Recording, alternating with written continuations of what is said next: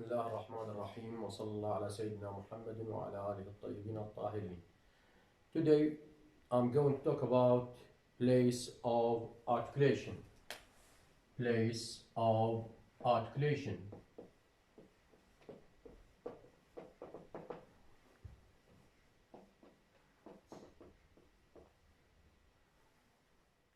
And before we go into the details of this subject, we have to give introduction about the subject.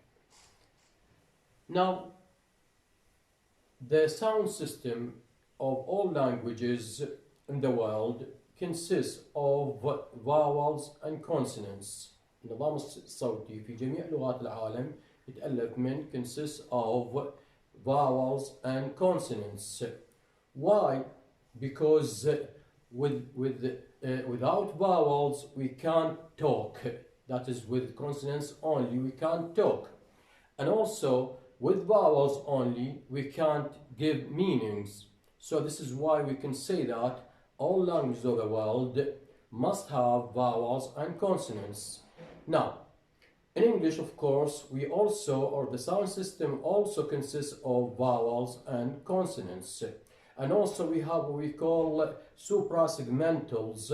Suprasegmentals, of course, vowels and consonants are called or are considered segments.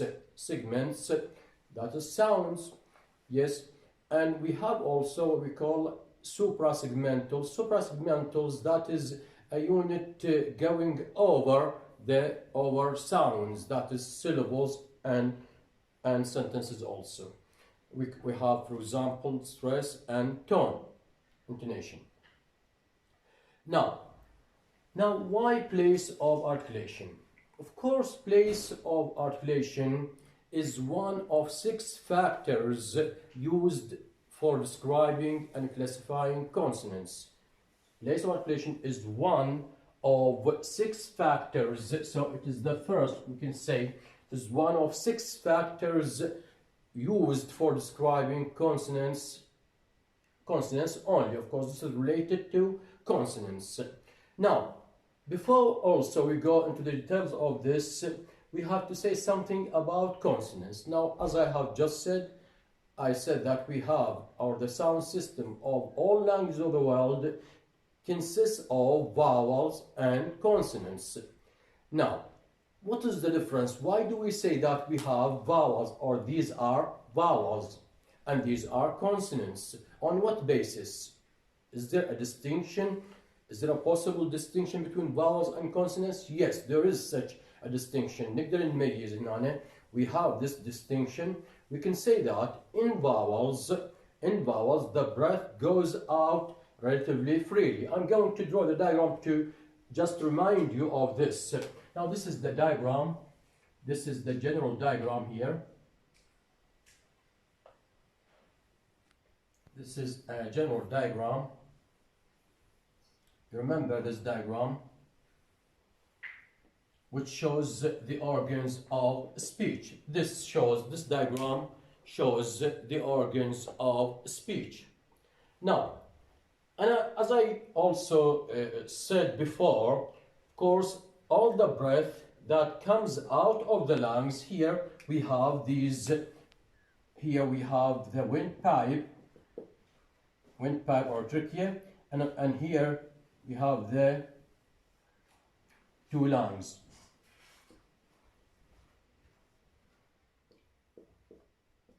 These are the lungs, and the breath that comes out of the lungs goes upwards, passing through the windpipe or trachea, as I said before, and then it goes also upwards, the la'la, passing through the larynx or the vocal folds.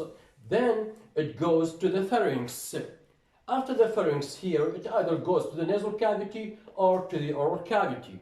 Now, this air, when producing vowels, this air goes relatively freely. Of course, mainly out of the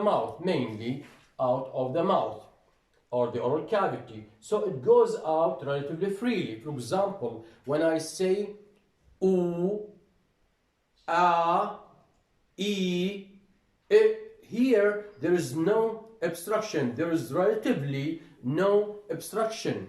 This differs from the production of consonants. In consonants, we have this abstraction. We have this abstraction. Abstraction means i'aqa. We have this abstraction.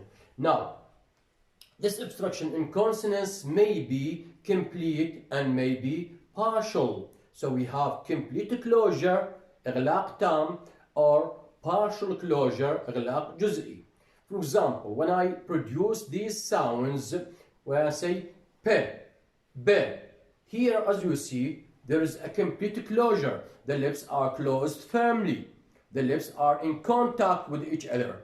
So this takes place, for example, when producing stop consonants. When I say p, b, t, d, k, g, here there is always a complete closure, إغلاق تام. And also we have in some consonants, in the production of some consonants, we have what we call partial closure. Partial closure, إغلاق جزئي. For example, when I produce f and v, if and if, here the lower lip is close to the upper front teeth. The lower lip is close to the upper front teeth, forming a narrowing. And this takes place mainly in fricatives. For example, ifaniv, ithanith, saniz, shanij. These are fricatives, and also the sound or he. Yes, this is the sound he. These are called fricatives. Now, this is why we say that there is sometimes a complete closure and some other times we have partial closure. So this is the main distinction between consonants and vowels. Now this subject is related to consonants. Here we talk about consonants. Now why place of articulation? Why place? ليش احنا خدنا الآن place of articulation? Place of articulation is one of 6 factors on which we depend in the description and classification of consonants. What are these 6 factors? These 6 factors, we have 3 major ones and 3 minor ones. The major ones are these. The first one, for example, is a place of articulation. The second one, for example, is manner of articulation.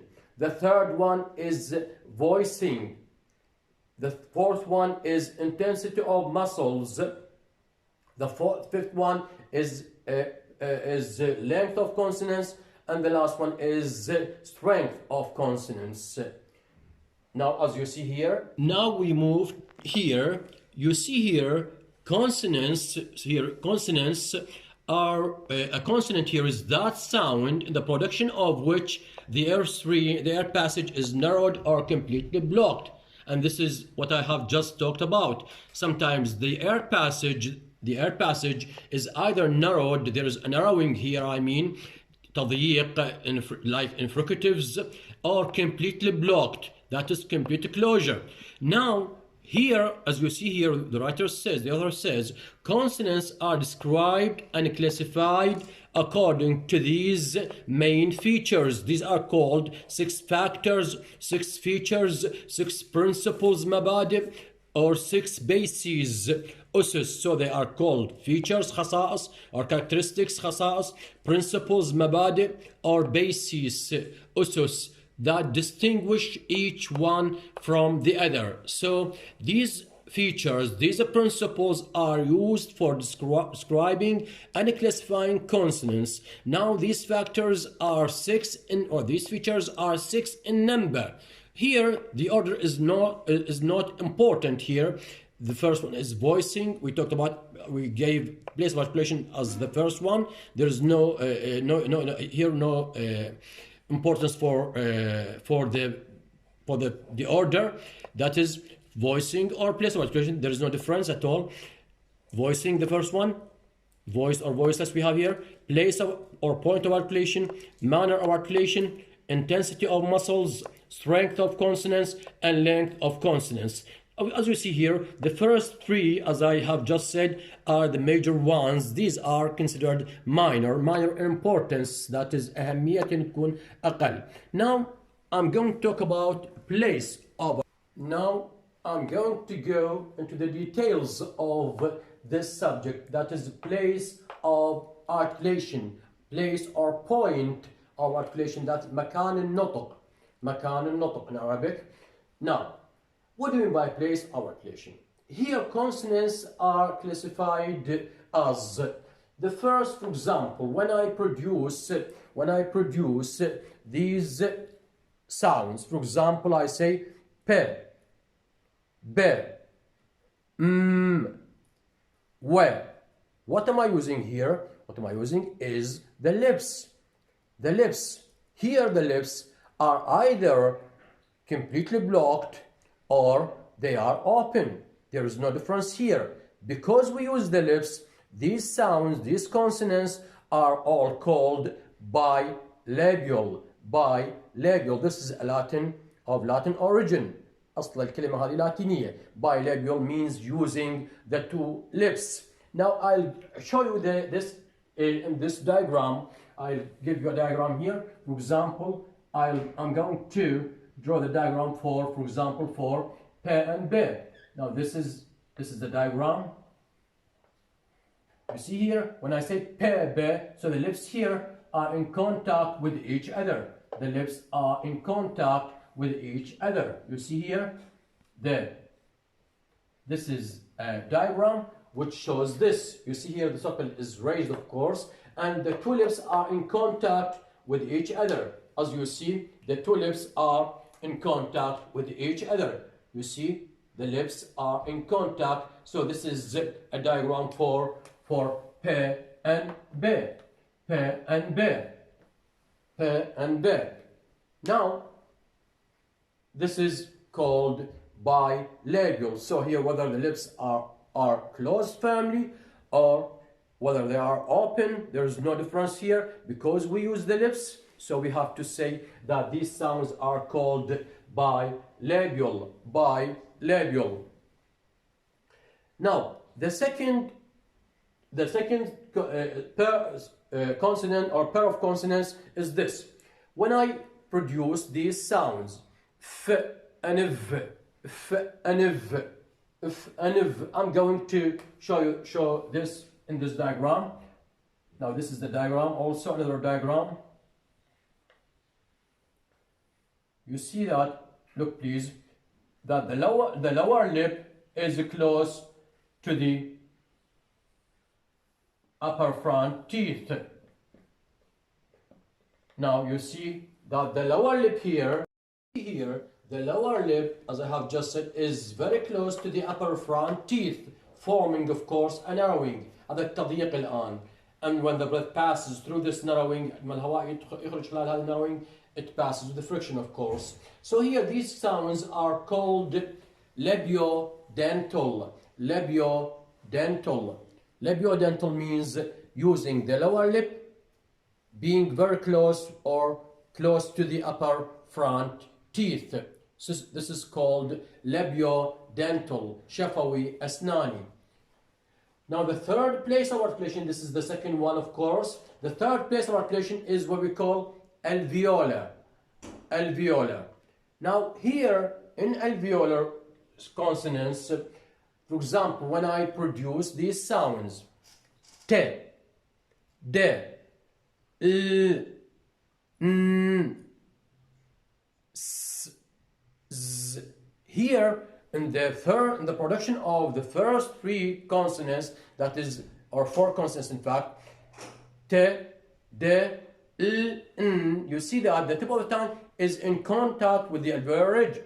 The tip of the tongue is close or is in contact with the alveolar ridge.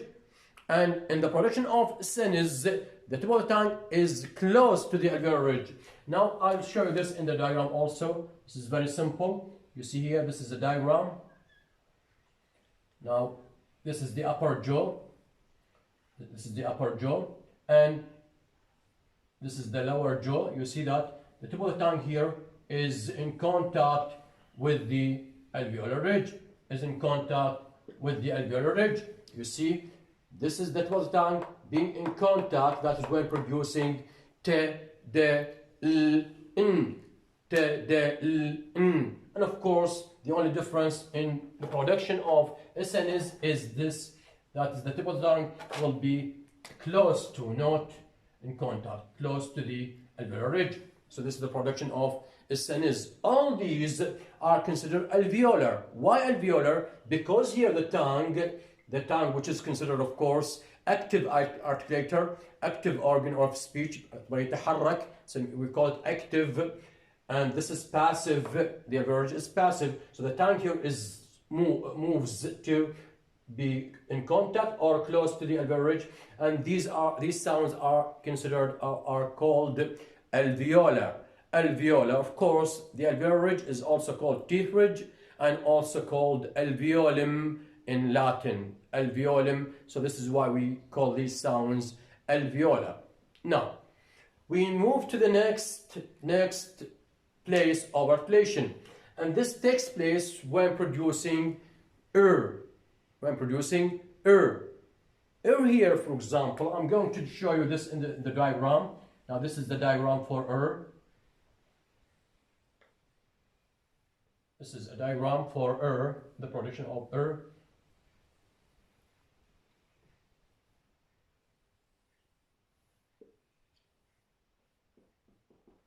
You see here that the tip of the tongue is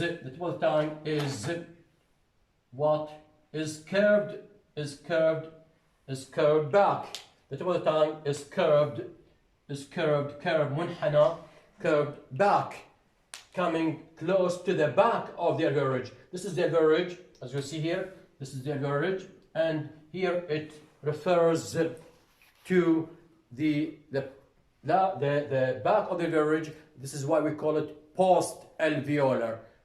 Is considered post from the point of view of place of articulation. ناحية مكان النطق we call it post-alveolar.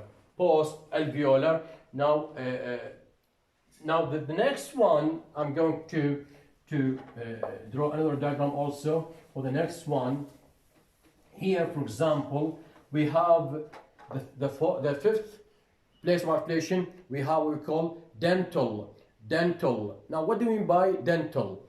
Dental here, I'm going also to draw the diagram on the board so that it becomes clear. Now this is the upper jaw also, the upper jaw,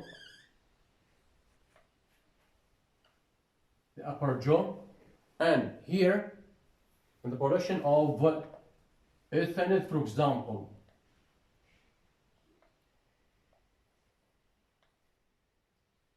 Production of ethanol, which are considered dental. You see here, you see that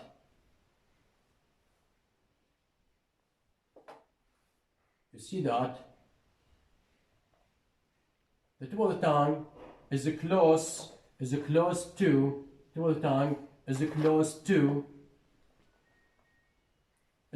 the upper front teeth. As you see here in this diagram, the tip of the tongue is close to the upper front teeth. Now we say that these sounds, that is ethanol, so this is the diagram for example, for ethanol.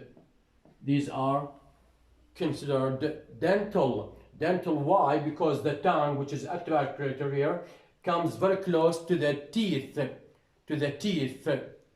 and dental comes from dentist, طبيب الأسنان. So these are considered dental. Here, the tip of the tongue comes very close to the upper front teeth.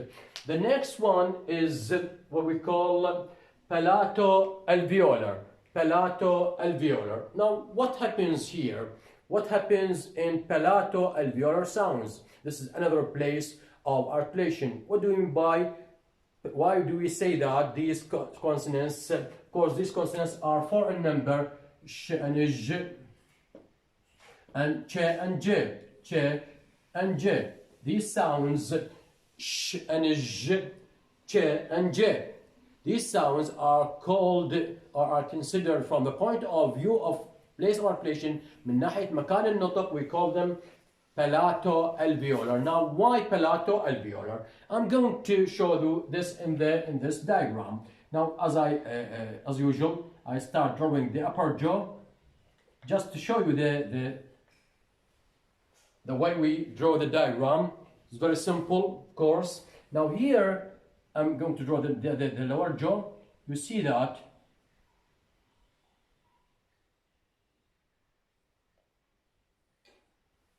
now why palato-alveolar? Why ish and ish, ch and j are considered palato-alveolar? Because here the tip of the tongue in ch and j, for example, in ch and j, the tip of the tongue is in contact with the alveolar ridge. Is in contact with the alveolar ridge.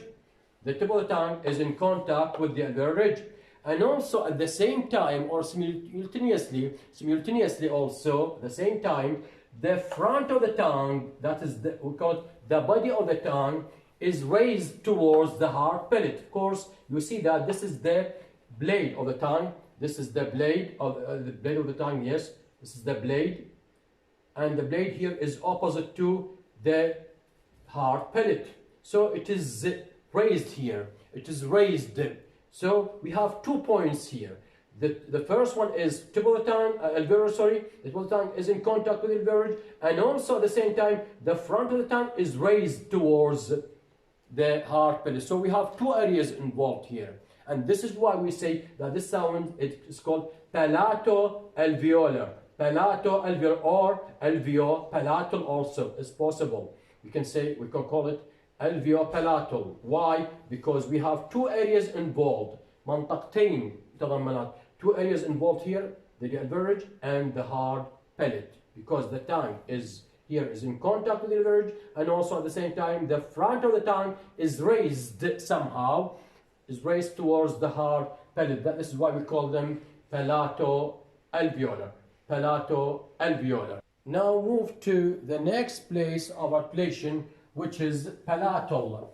Palatal here. Well, why palatal? Of course, we can't draw the diagram here. In palatal, the sound y is considered palatal. The sound y is considered palatal. Why palatal? They saw, for example, of course, through X-rays, أشعة X, through X-rays, they saw that the front of the tongue is raised towards the hard palate. So y is considered palatal. The sound y, that is, the sound y is considered palatal. In the word, for example, yes. The sound y, the consonant y, is considered palatal. Why palatal? Because the front of the tongue, this is the front, or the body, sometimes called the body of the tongue, because the tongue here, of course, in the preceding lecture, we divided the tongue into these parts: tip, blade, front, back, and root. So the front of the tongue, they saw that in the production of y, the front of the tongue is raised towards the hard palate. So this is called palatal. This is the next place of articulation. The next one is called velar. Now I'm going to draw the diagram to show this. Now this is the upper jaw, as usual. This is the upper jaw. Now, in the production of K, for example, or G, the production of K or G. Now you see here, the production of K or G, the back of the tongue is in contact with the soft palate. The back of the tongue is in contact or firmly touches the soft palate, and of course at the same time the soft palate is raised to close the nasal cavity. So here this sound is called velar, or these 2 sounds K and G. This is the diagram for K and G. These are called velar. Why velar? Because the soft palate is also called velum. Velum is another name for the soft palate. So this sound is called velar. These sounds, 2 sounds are called velar. And also we have The sound is also velar. But the difference here is this, that the nasal cavity is, or the soft palate is not raised. So we draw it this way. This is the wall of the pharynx, and you see here that the breath goes through the nasal cavity in the production of ing. So these 3 sounds k, g, and ing are considered velar. Now, The last place of articulation is glottal. Glottal. The sound, the only glottal here we have is the sound he. He is glottal. We have another one also, but here we have the sound he. Of course, it is not he. It is not that clear. So why here? Because here, as when I talked about the four states of the vocal folds, I said that we have four states. The first one is the vocal folds are in contact. The second one is the vocal folds are very close to each other. The third one is the vocal folds are close but not very close here. And the last one, so here is produced here. The sound is produced here when the vocal folds are close to each other but not very close. That is, they are neither very close nor widely open. So in this case, we produce the breath passes through them. So because it passes through them, and here this area is called glottis. This is why we call this glottal. The sound is glottal. Why glottal? Because it is produced at the glottis. It is produced here at this point, at this area, in this area. So it is at this point. This is why we call it glottal. Now go to this, please. We move here, please. Place of articulation, as you see. This refers to the place or point where the consonant is produced. So we talk about the place or the point where the consonant is produced. We are talking about consonants here only. According to this feature, according to this characteristic, according to this principle, according to this basis, consonants are classified as. Now, these are the 9 places of articulation. Bilabial, that's p, m, b, w, between the two lips. Number 2, labiodental, for example, FNV, between the lower lip and the upper front teeth. Between the lower lip and the upper front teeth. That is, the lower lip comes very close to the upper front teeth. Number 3, then third place of articulation is dental. That is, we have ithanith, the two sounds ithanith. The tip of the tongue is close to the upper front teeth. The tip of the tongue is close to the upper front teeth. And for number 4, alveolar, the fourth place of articulation, we have here l, d, n, t, and also s and z. The tip and the blade of the tongue are very close to the alveolar ridge in the production of s and z, or one of them is in contact with it, that is when producing l, d, n, and t. Here the tip of the tongue or blade of the tongue and also blade of the tongue are in contact with the alveolar ridge. Number 5, post-alveolar, we have only that is between the alveolar ridge and the first part of the hard palate. So we call it post-alveolar. Post means ma ba'd alveolar. Number 6, palato-alveolar, we have sh, j, ch, and j. These sounds are all called, from the point of view of place of articulation, are called palato-alveolar. That is, the tongue blade is close to or in contact with, is close to, example, إنش ينج, it comes close to, or in contact with, تكون في اتصال مع, with the alveolar ridge. And the main part of the tongue, that is the front of the tongue, as I said before, is raised towards the hard palate. So we have two areas here, the alveolar ridge and the hard palate. This is why we call them palato-alveolar or alveopalatal. Number 7, palatal, we have only ye. This is produced between the tongue and the hard palate. That is, the tongue, or the front of the tongue, in fact, the body of the tongue is raised towards the hard palate. Slightly raised, of course, slightly raised towards the hard palate. Number 8, velar, that is k, g, and also in the middle, which is nasal. Here, the back of the tongue touches the soft palate. In all of them, the back of the tongue touches the soft palate. That is the velum. So this is why we call them velar. And also number 9, glottal, that is he, in the that is in the space. This is produced in the space between the vocal folds, that is the glottis. So because it's produced at the glottis, we call this sound, this fricative glottal. So these are the nine sounds which are produced, which are the 9 place of articulation in English consonants. Now this is another explanation for the above table. Here, as you see here, number 1, bilabials.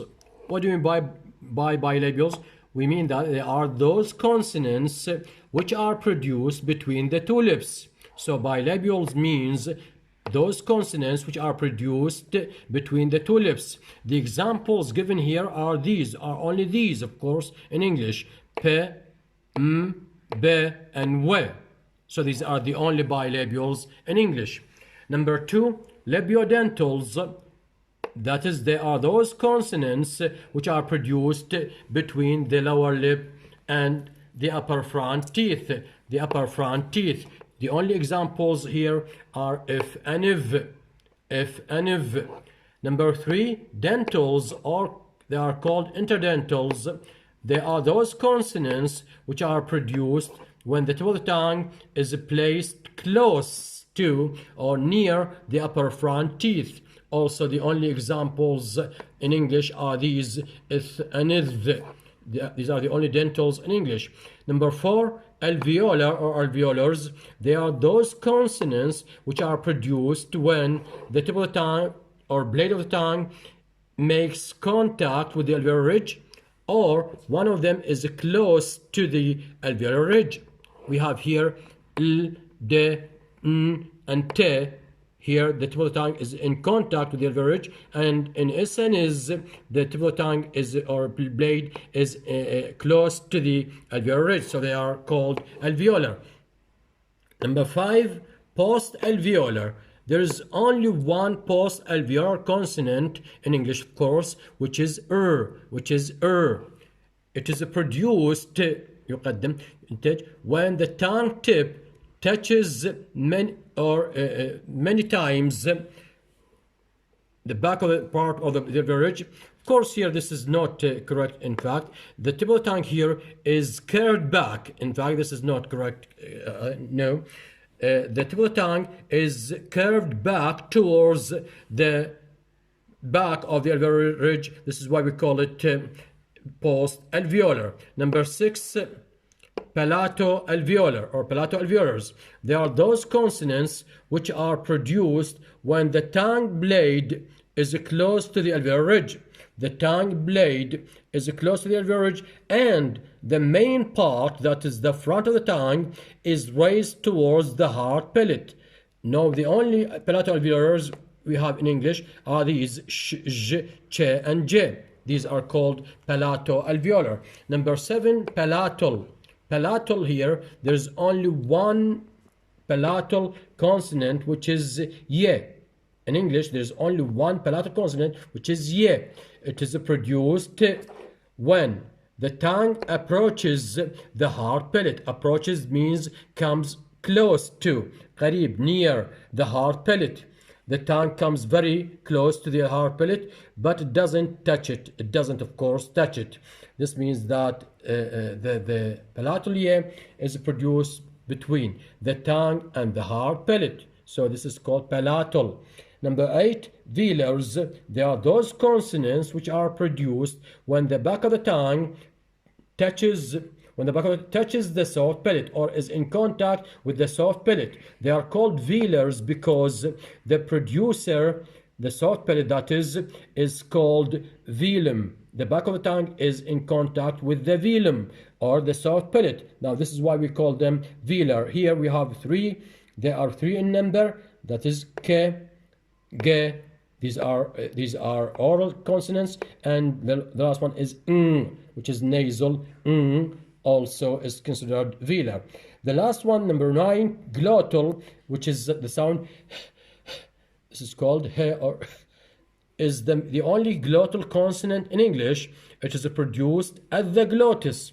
That is glottis. The glottis is the space between the vocal folds. So this is why we call them glottal, because, or we call it in fact glottal, because the tongue, it is produced at the glottis, and the glottis is the space between the open vocal folds.